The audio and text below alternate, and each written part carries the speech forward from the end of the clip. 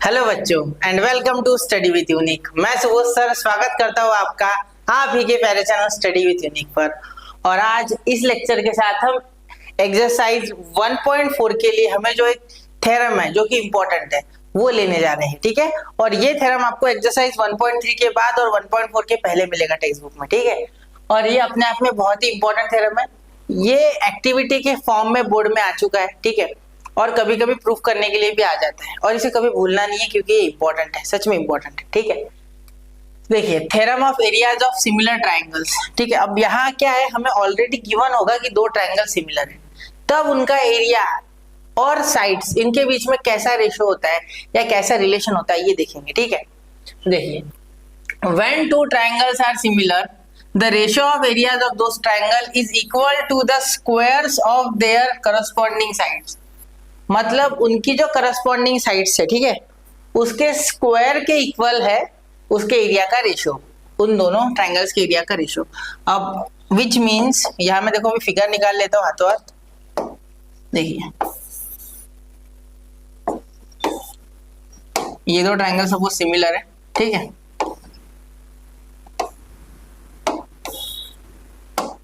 एक मिनट, हाँ देखिए हो गया।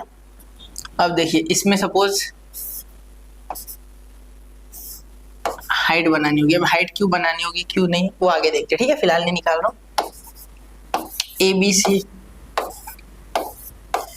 P Q R. अब देखो ये दो ट्रायंगल्स आपको ऑलरेडी गिवन रहेंगे कि सिमिलर है, सिर्फ इतना ही गिवन है। Triangle A B C similar triangle P Q R, सिर्फ इतना ही गिवन रहेगा इस थ्योरम में, ठीक है। और प्रूफ टू प्रूफ क्या है फिर sir, the ratios of area of those triangles is equal to the ratios of squares of their corresponding sides, ठीक है। मतलब टू प्रूफ आपका ऐसा है बेटा कि the ratios of areas of the triangles, ठीक है, जो कि हो गया area triangle ABC upon area triangle PQR is equal to आपका हो जाएगा, ये हो गया आपका equal to the ratio of the squares of corresponding sides. यानी इसकी जो भी करस्पॉन्डिंग साइड्स है, मतलब A B upon P Q is equal to B C upon Q R. रुको जरा सबर करो, 2 मिनट बता रहा हूँ। ए सी अपॉन पी आर, इनका स्क्वायर, ठीक है। ये ट्विस्ट है इसमें कि स्क्वायर, इनका स्क्वायर लेना है आपको याद से, ठीक है। When two triangles are similar, ठीक है, the ratios of areas of those similar triangles is equal to the ratios of squares of the ratios of their corresponding sides। Okay, got it? Area का ratio squares के corresponding sides के ratio के equal है, ठीक है। ये समझ गए, ठीक है सर। यहाँ तक तो बिल्कुल पक्के में समझ गए हम, यहाँ तो कोई दिक्कत ही नहीं हमें, ठीक है सर। यहाँ तक बिल्कुल सही, क्लियर। चलिए अब आगे चलते हैं। अब आगे क्या करेंगे, ठीक है। अब देखिए इसका प्रूफ लिखेंगे, लेकिन प्रूफ से पहले कंस्ट्रक्शन बनाओ या नहीं बनाओ। चलो देखो, अगर टेक्स्ट बुक में दिया होगा कि ये कंस्ट्रक्शन है तो बना लेना, वरना ऐसे तो ट्रायंगल को हाइट होती है, ठीक है। अब हाइट क्यों बनाई सर आपने, इस पे भी एक सवाल उठना चाहिए। बिल्कुल हाइट क्यों बनाई बच्चा, थ्योरम में प्रूफ करना ना तो हाइट बहुत आवश्यक है। क्यों?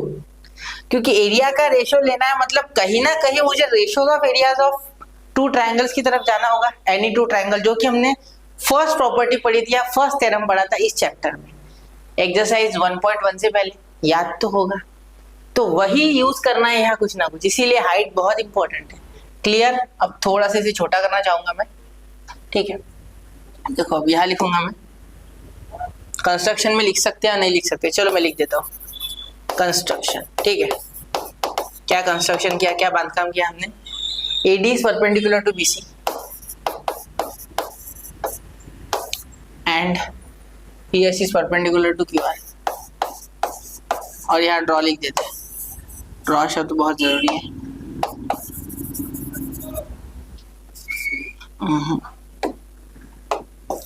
ड्रॉ, ठीक है।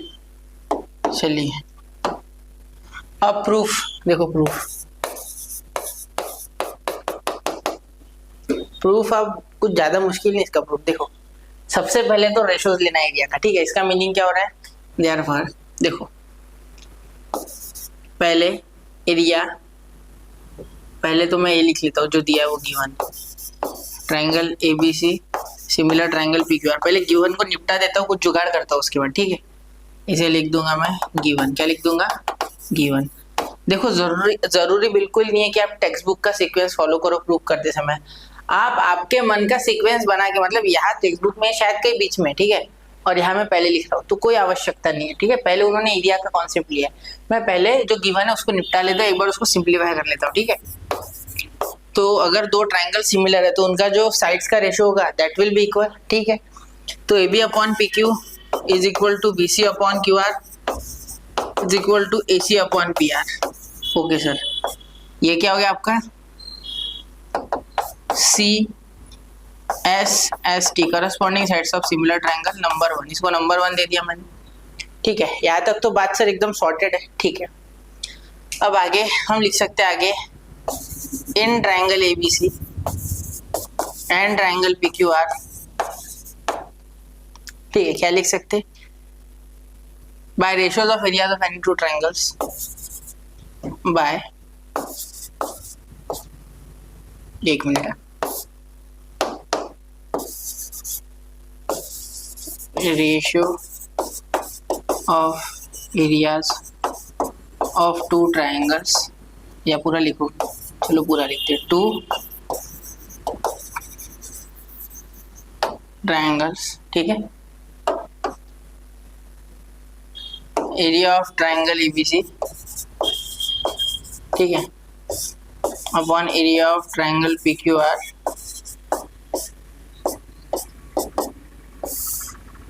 Area of triangle ABC upon area of triangle PQR is equal to base into height BC into AD upon PS into QR, यानी QR इंटू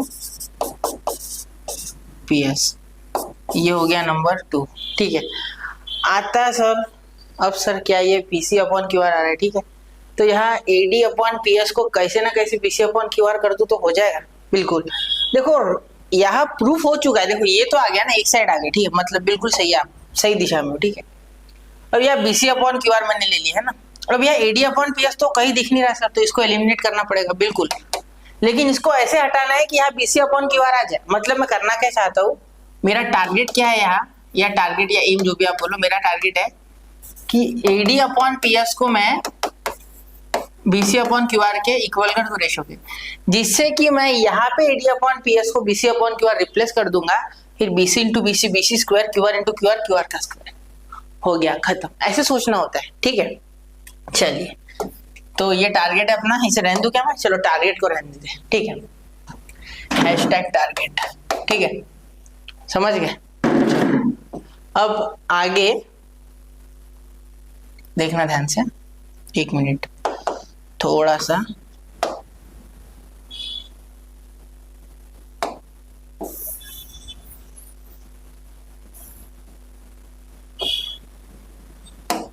एक मिनट, ये थोड़ा जगह बना लेते हैं।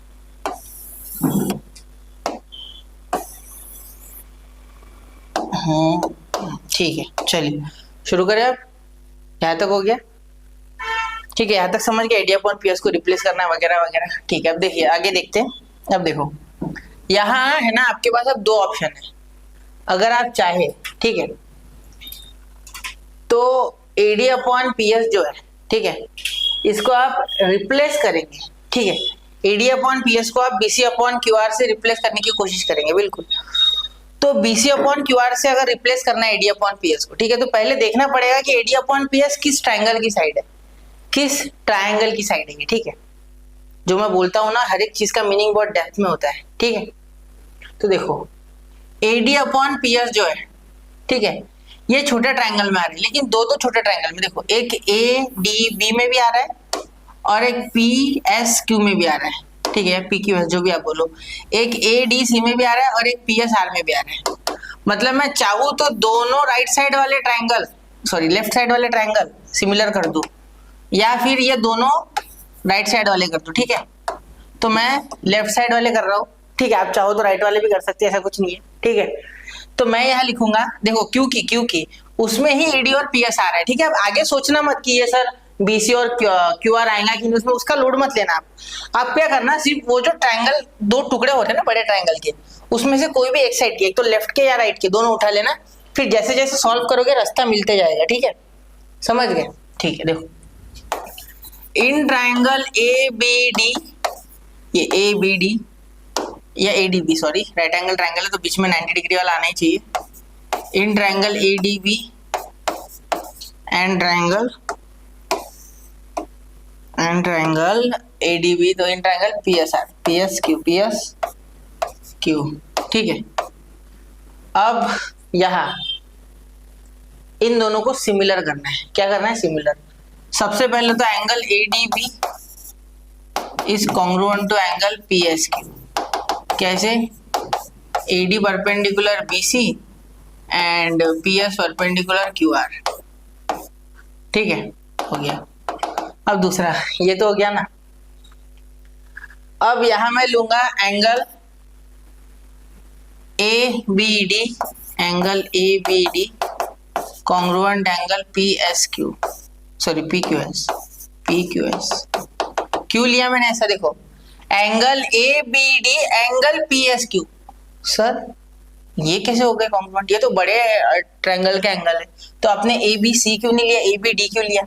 देखो बच्चा, अगर एंगल होता है ना एक, तो इसमें आप यहाँ ए, यहाँ बी, यहाँ सी, यहाँ डी, यहाँ ई ऐसा ले लो, तो ए सी डी बोलो, ए सी ई बोलो, बी सी डी बोलो या बी सी ई बोलो, एफ नहीं ई, कोई फर्क नहीं पड़ता क्योंकि एंगल यहाँ से मेन डिफाइन हो रहा है, वो पॉइंट भले हजारों हो जाए। तो बड़े जो ट्रायंगल है, जो हमारे गिवन ट्रायंगल है ओरिजिनल, इनसे ये जो एंगल है, ठीक है, ये तो थे ना कॉन्ग्रुएंट, क्योंकि वो सिमिलर थी और सिमिलर ट्रायंगल्स में एंगल कॉन्ग्रुएंट थे। यानी अगर triangle ABC similar to triangle PQR, then angle ABC is congruent to angle PQR, okay. लेकिन यहाँ छोटे के लिए ये सी तक जा नहीं सकता क्योंकि ट्रायंगल की बाउंड्री डी पे है, बाइंडिंग है उसको कुछ, और उसे भी पीक्यूएस ही बोल सकते हैं, पीक्यूआर नहीं बोल सकते, इसीलिए मैंने ऐसे लिखा, ठीक है। और ये ऑलरेडी थी क्योंकि हमें गिवन था कि ये दोनों ट्रायंगल के सिमिलर है, ठीक है। तो मैं लिखूंगा ट्रायंगल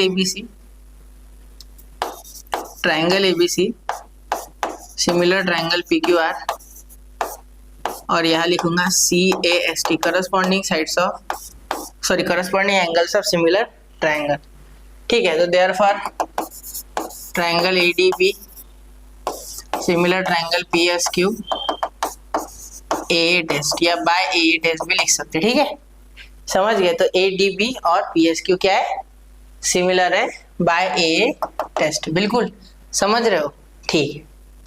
अब आगे, इसके बाद हम आगे चलेंगे, ठीक है। अब इनका रेशो ले लेंगे, ठीक है। देखो इसमें AD और PS आ रहा है, देखो AD PS, तो कहीं ना कहीं कुछ ना कुछ जुगाड़ होगा, याद रखना कुछ ना कुछ होगा।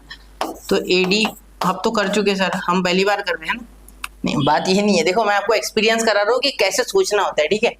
तो AD upon PS is equal to BD upon QS is equal to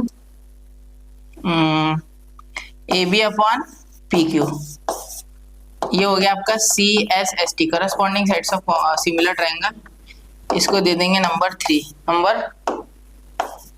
3, ठीक है। चलिए अब देखो AD अपॉन PS जो है, ठीक है, इसमें AB अपॉन PQ आ रहा है जो कि बड़े ट्रायंगल की साइड है, BC अपॉन QR तो आया ही नहीं सर, लेकिन AB अपॉन PQ को ऑब्जर्व करो ना, इसे देखो, और ये जो AB अपॉन PQ है कहीं ना कहीं BC अपॉन QR से कनेक्टेड होगा क्योंकि ये भी बड़े ट्रायंगल की साइड है, वो भी करस्पॉन्डिंग। देखो AB upon PQ BC upon QR, मेरे बोलने का मीनिंग समझो, AB अपॉन PQ जो है वो AD अपॉन PS के इक्वल है, बिल्कुल AD अपॉन PS का रेशियो AB अपॉन PQ के इक्वल है, इतना डाल लो, हो गया, समझ गए। अब यही AB upon PQ BC upon QR के इक्वल है, बिल्कुल है, ठीक है।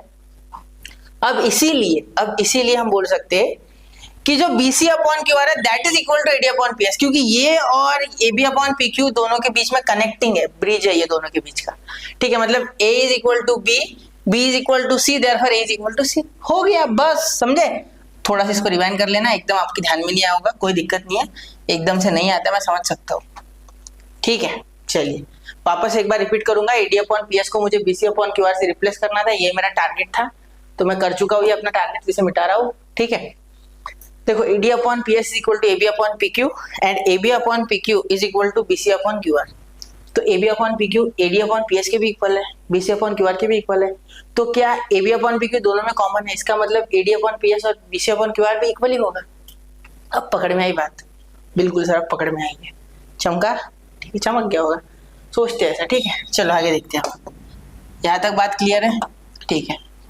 तो यहाँ लिख सकते हैं फ्रॉम 1 2 एंड 3, मैं लिखूंगा फ्रॉम 1 2 एंड 3, क्योंकि 1 से मैं ये उठाऊंगा AB upon PQ is equal to AD upon PS, 3 से 1 से मैं BC upon QR is equal to AB upon PQ उठाऊंगा, तो यहाँ इनका मिलन हो गया AD upon PS is equal to BC upon QR का, और 2 पे मैं ये रिप्लेस कर दूंगा, ठीक है। तो मैं यहाँ लिखूंगा, यहाँ वहाँ लिखने से अच्छा ऊपर लिखूंगा, एक मिनट, ऊपर लिखूंगा कि मैं लिखूंगा यहाँ, देखो एरिया पहले from 1 2 and 3, from 1 2 and 3, text book में क्या लिखते पता है मुझे, पहले 3 और 1 को कंपेयर करके वो दिखा देंगे कि ये इक्वल है, AD upon PS is equal to BC upon QR, लेकिन मैं वैसा नहीं कर रहा, आपको इतना अंडरस्टैंडिंग होगा, ठीक है। तो वो एग्जाम में भी ऐसे डायरेक्ट चलेगा, ठीक है। From 1 2 and 3 area triangle ABC upon area triangle PQR is equal to BC upon QR into, यहाँ भी AD अपॉन PS की जगह BC अपॉन QR, तो यहाँ area triangle ABC upon area triangle PQR क्या हो गया, BC इंटू BC स्क्वायर, और QR इंटू QR का स्क्वायर, ठीक है। चलिए तो ये आपका आंसर यहाँ आ चुका है, ठीक है। लेकिन अभी भी सर सिर्फ BC अपॉन QR आया, AB square BQ square AC square upon PR square, ये तो आया ही नहीं। कोई दिक्कत नहीं बच्चा, देखो यहाँ area triangle ABC upon area triangle PQR is equal to AB square upon PQ square is equal to BC square upon QR square is equal to AC square upon PR square, ठीक है। ये हो जाएगा कैसे, similarly we can prove this, ये क्या बोल रहा हूं मैं, सिमिलरली, एक मिनट, सिमिलरली, ये सिमिलरली, ये ऐसे किया वैसे सिमिलरली, मैं आपको बताऊंगा कैसे, देखो एक minute, we can prove that similarly, ठीक है, हैंस प्रूव्ड, अब ध्यान दो कैसे करेंगे।